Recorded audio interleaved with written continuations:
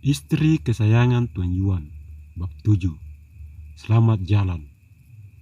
Sebelum menutup pintu, Kania berdoa terlebih dulu. Ya Allah, lancarkanlah segala urusanku. Amin. Dua ketukan diarahkan Kania ke dalam pintu.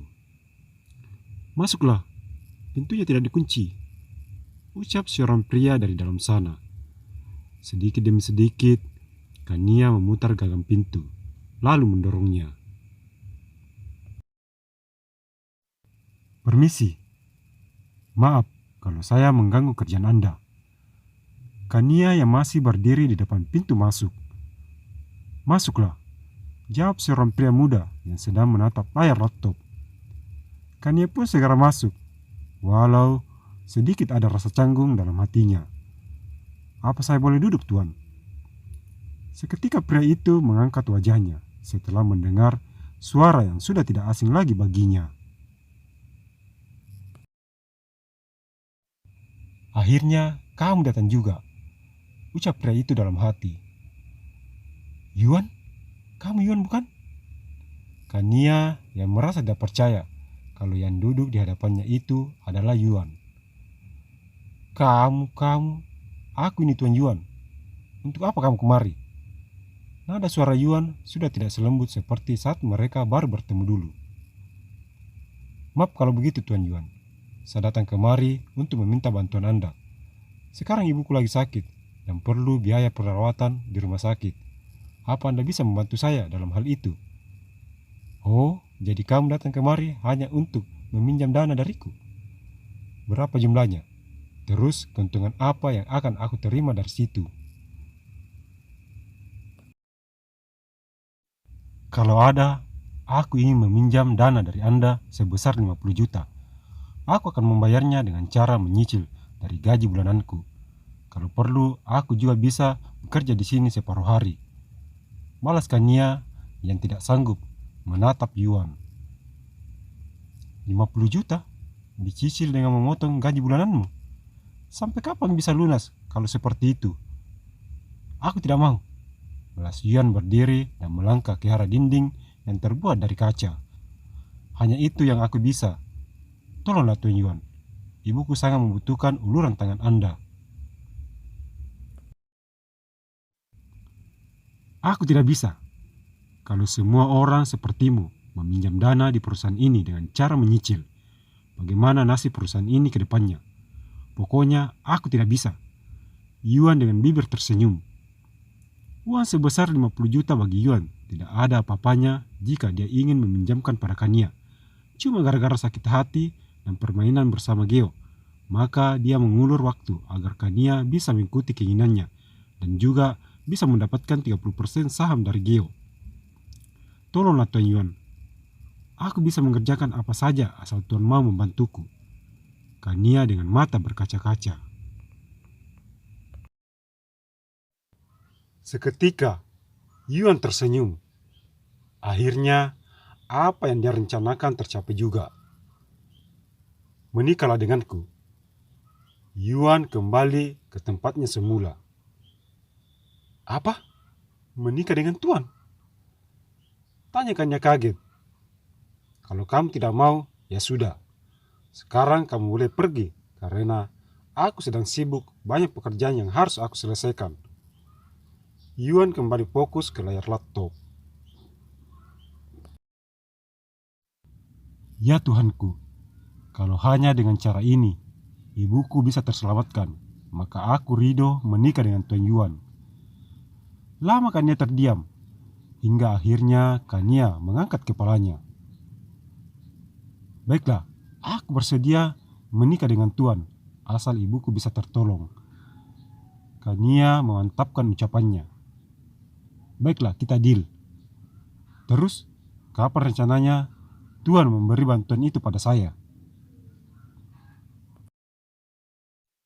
Hari ini juga, aku akan menyuruh Raka untuk mengirim uang itu ke rekeningmu. Baiklah, kalau begitu, saya permisi. Tunggu dulu, 1 minggu lagi kita akan menikah. Bersiap-siaplah mulai dari sekarang. Tanpa menjawab, Kania berdiri lalu keluar dari dalam ruangan Yuan. Akhirnya, Kania akan menikah denganku. Samgeo sudah ada di tangan, serta ibuku sudah ada yang menemani. Sekali mendayu, 30 terlewati. Senyum Yuan memandang kepergian Kania. Kania terus melangkah dengan pandangan kosong. Ada rasa penyesalan dalam hatinya. Sudah sepakat dengan Yuan, tetapi juga ada rasa bahagia. Akhirnya, biaya pengobatan ibunya bisa juga terselesaikan. Kania kembali ke kos dan bersiap-siap berangkat ke kota A menemui ibunya dan juga kedua adiknya. Setelah dirasa cukup, Kania pun segera keluar dari dalam rumah kos sambil menggendong tas ransel di pundaknya. Dengan menaiki bus, Kania kembali ke kota A. Ada sekitar 10 jam Kania di atas bus, hingga akhirnya dia tiba juga di sebuah terminal pada pukul 7 pagi. Pak, tolong antar saya ke rumah sakit Tiga Mutiara. Kania menghentikan pengendara ojek yang melintas di depannya. Baik, tolong Nona pakai helm ini. Pengendara ojek memberi helm untuk Kania. Motor melaju menuju ke arah kota dengan kecepatan sedang. Ada sekitar 10 menit, hingga sang pengemudi ojek membelokkan kendaraannya masuk ke dalam sebuah rumah sakit termegah dan terlengkap yang ada di kota itu. Setelah membayar ongkos pada si pengendara ojek, Kania pun segera masuk ke dalam bangunan rumah sakit. Kania langsung menuju ruangan Melati, di mana ibunya sedang dirawat sesuai dengan pesan singkat yang dikirim Andi padanya. Setelah tiba di ruangan yang dituju, Kania pun segera masuk. Tetapi sayang, ruangannya sudah kosong.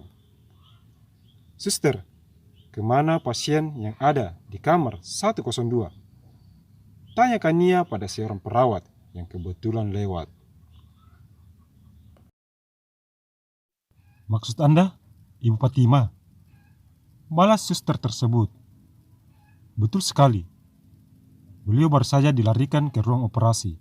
Sepertinya kondisi kesehatan beliau tiba-tiba saja menurun. Terima kasih atas informasinya, suster. Kalau begitu, saya permisi dulu. Kania segera berlari menuju ke arah ruang operasi dengan perasaan panik. Ya Allah, selamatkanlah ibuku. Kania terus berlari hingga dia tiba juga di depan ruangan operasi. Andi, bagaimana keadaan ibu? Tanya Kania pada adik bungsunya itu yang belum menyadari kedatangannya. Kakak? Ibu sekarang ditangani dokter di dalam. Tiba-tiba saja kesehatan ibu menurun. Mau tidak mau Dr. Herman menyarankan agar ibu segera dibawa ke ruangan operasi. Terus Ridwan di mana? Hari ini Ridwan masuk sekolah. Soalnya ibu kepala sekolah memanggilnya karena pembayaran 2 bulan ini belum juga ibu lunasi. Kalian harus bersabar. Tuhan tidak akan mencobai hambanya lebih dari kemampuan kita. Andi, ada baiknya kamu makan dulu, biar ibu serahkan pada kakak. Kania menyerahkan beberapa lembar uang kertas pada Andi. Terima kasih kak. Kalau begitu, Andi permisi. Kania melangkah ke arah kursi panjang dan duduk di sana. Dari raut wajahnya tampak beban terlalu berat harus dia tanggung. Kania mencoba menyembunyikan semua itu agar kedua adiknya tidak merasakan apa yang dia rasakan. Ya Allah ya Tuanku, sekiranya permudahkanlah segala urusan kami di dunia ini. Kania menunduk dengan bulir air mata menetes di atas lantai. Tidak berselang lama kemudian, sedikit demi sedikit, pintu ruangan operasi terbuka dan keluar seorang pria parubaya dari dalam sana dengan keringat membasahi keningnya. Kania segera berlari mendekati pria itu. Bagaimana keadaan ibuku, Pak Dokter? Kamu putri Ibu Fatima? Betul, Pak Dokter. Maaf, kami sudah berusaha tapi Tuhan berkehendak lain. Tabahkan dan ikhlaskanlah. Biarkan ibumu tenang di alam sana. Seketika tubuhnya terjatuh di atas lantai dengan air mata berderai membasahi wajah cantiknya.